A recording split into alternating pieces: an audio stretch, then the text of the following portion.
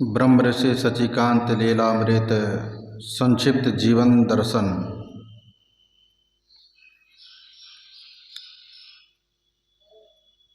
84 के चक्कर से छूटने के लिए साधना करें। आदरणीय सज्जन वृंद तथा आदरणीय माताओं एवं भक्तिमती बहनों, आप लोगों को ज्ञात कराया गया है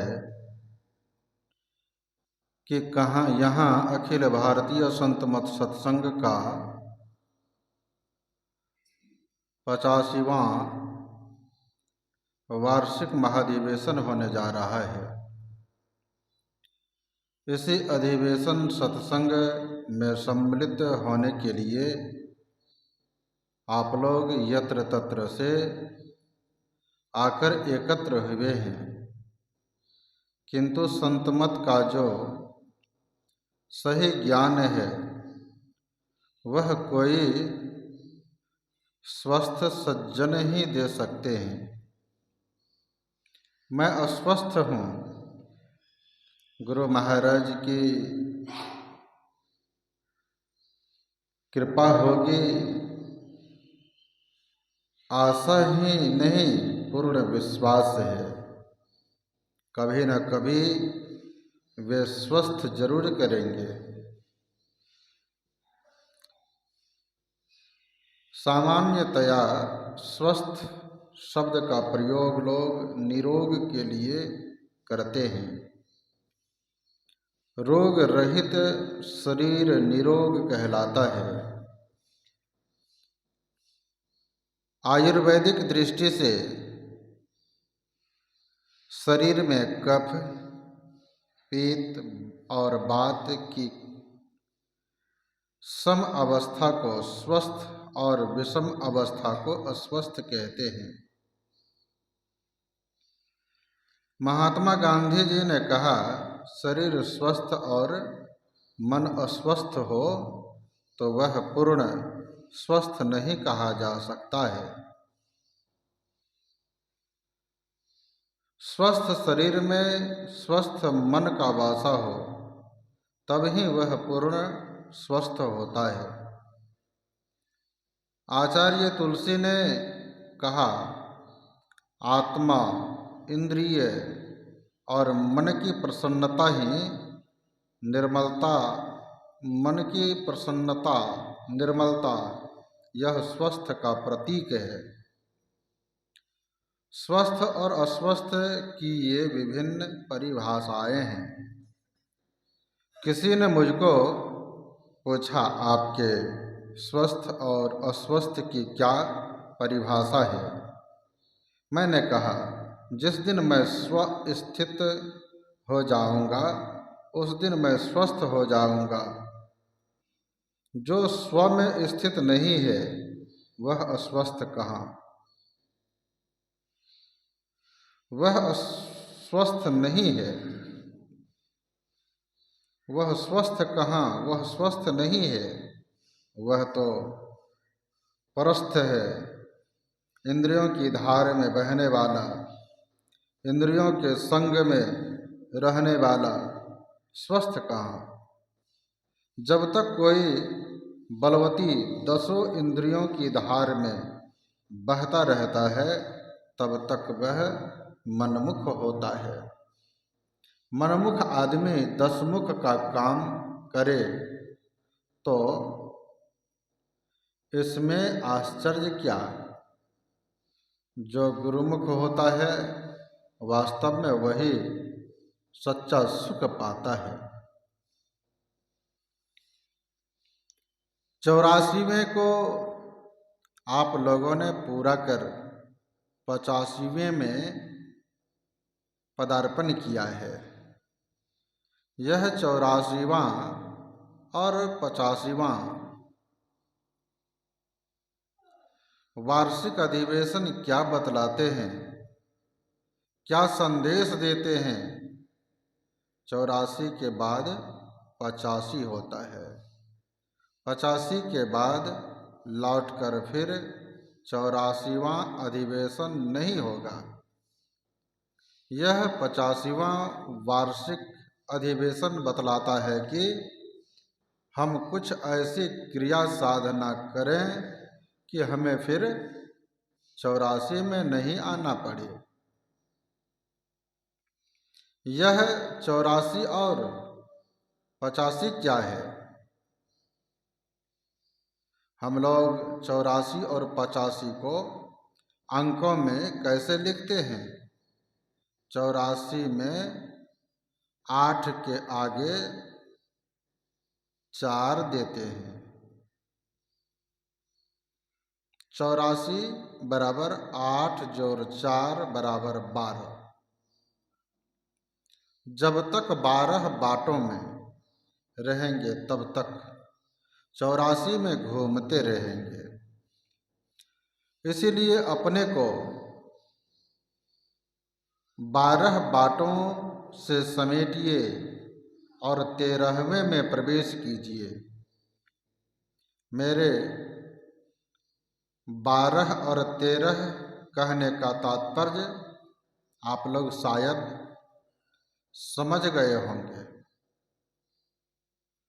हमारी 5 कर्मेंद्रियां, 5 ज्ञानेंद्रियां दोनों मिलाकर 10 और उनमें ईड़ा तथा पिंगला, इन दोनों को मिला दीजिए। कितने हुए? 12। जब तक हम इन धारों के प्रवाह में बहते रहेंगे तब तक 12 बाट में रहेंगे। फलतः सुषुम्ना घाट नहीं मिलेगा जहाँ से भवसागर के चौड़े पाट को पार कर प्रभु के धाम में ठाठ से रहेंगे। अतएव आवश्यकता है हम उस 13वें को अर्थात सुषुम्ना को जाने। वह सुषुम्ना क्या है? उसकी महिमा क्या है? इन सारी बातों को आप इस अधिवेशन में सुन पाएंगे। एक योगी हुए पंचानन भट्टाचार्य। उन्होंने बतलाया, वामे एड़ा नाड़े दक्षिणे पिंगला रजसतम गुणे करीते छे खेला। रजस्तम गुणे करीते छे खेला। मध्य सत्व गुणे सुषुम्ना विमला। धर धर तारे सादरे आर के न मन भ्रमित बाहिरे। भ्रमिछ बाहिरे चलना आपन अंतरे। बाहिरे जार तत कर अविरत। श्वेत आज्ञा चक्र विहरे। गोस्वामी तुलसीदास जी महाराज कहते हैं, इस 13वें में कैसे प्रवेश करोगे, इसके लिए क्या करना होगा? 13 अवस्था तजहु भजहु भगवंत।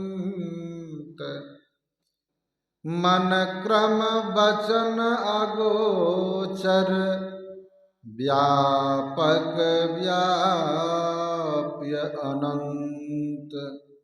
3 अवस्थाओं जागृत, स्वप्न और सुषुप्ति छोड़ने पर ही हम उस सुषुम्ना में प्रवेश कर सकते हैं, जा सकते हैं, अन्यथा नहीं। इस सुषुम्ना की चर्चा हम वेद में पाते हैं, पुराण में पाते हैं, बाइबिल में पाते हैं, कुरान में पाते हैं, और संतों के जो सदग्रंथ हैं, उनकी जो सतवाणियाँ हैं, उनके लिए तो कहना ही क्या, उनमें भरपूर चर्चा मिलती है। विश्व का प्राचीन ग्रंथ ऋग्वेद है, उसमें एक मंत्र आया है, ओम शृण्वविष्टरिव स्वानः पवमानस्य सुस्मेनः चरन्ते विद्यतो दिवे। हम बाह्य आकाश में बिजली चमकते हुए देखते हैं। वेद कहता है कि जिस समय तुम सुषुम्ना में पहुँचोगे तो वहाँ दिव्य बिजली मिलेगी। हमारे गुरुदेव के वचन में आया है, छट छट छट छट बिजली छटके, भोर का तार दिखाता है। भगवान शंकर ने श्री ब्रह्मा जी को उपदेश देते हुए कहा, एकोत्तरं नाडीशतं तासां मध्ये परा स्मृता, सुषुम्ना तो परे लीना विरजा ब्रह्मरूपिणी।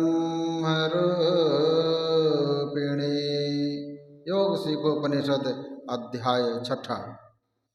हम लोगों के शरीर में 72 करोड़ नाड़ियाँ हैं। उन 72 करोड़ नाड़ियाँ में 101 नाड़ियाँ मुख्य हैं। इन 101 नाड़ियों में 1 नाड़ियाँ मुख्य हैं। इन 9 नाड़ियों में 3 नाड़ियाँ मुख्य हैं, और इन 3 नाड़ियों में 1 नाड़ी मुख्य है, वह है सुषुम्ना। वह सत्व प्रधान नाड़ी है। सुषुम्ना नाड़ी कहाँ है और कैसे मिलेगी, इस संदर्भ में पुनः भगवान शंकर कहते हैं, वाम दक्षे निरुन्धन्ते प्रविशन्ति सुषुम्नया, ब्रह्मरन्ध्रं प्रविश्यन्त्यास्ते यान्ति परमां गतिम्। योग सिखोपनिषद अध्याय 6। जो बाएं और दाएं, बाईं धार और दाएं धार को रोककर एक करता है, वह सुषुम्ना में प्रवेश करता है। वह ब्रह्मरंध्र में प्रवेश कर ब्रह्म को प्राप्त करता है। पुनः ब्रह्मा जी जिज्ञासा करते हैं, यह बायां और दायां क्या है और कहाँ है? भगवान शंकर समाधान करते हुए कहते हैं, एड़ा तिष्ठति वामेन पिंगला दक्षिणेन तु तयोर्मध्ये परंगस्थानं यस्तद्वेद स वेदवित्। योग सिखोपनिषद अध्याय 6। ईड़ा बाईं ओर रहती है और पिंगला दाहिनी ओर। उन दोनों के बीच में जो सुषुम्ना, उसको जो जानता है वह वेद जानता है। वास्तव में वही ज्ञान जानता है, वही ज्ञानवान होता है। बोलिए प्रेम से श्री सद्गुरु महाराज।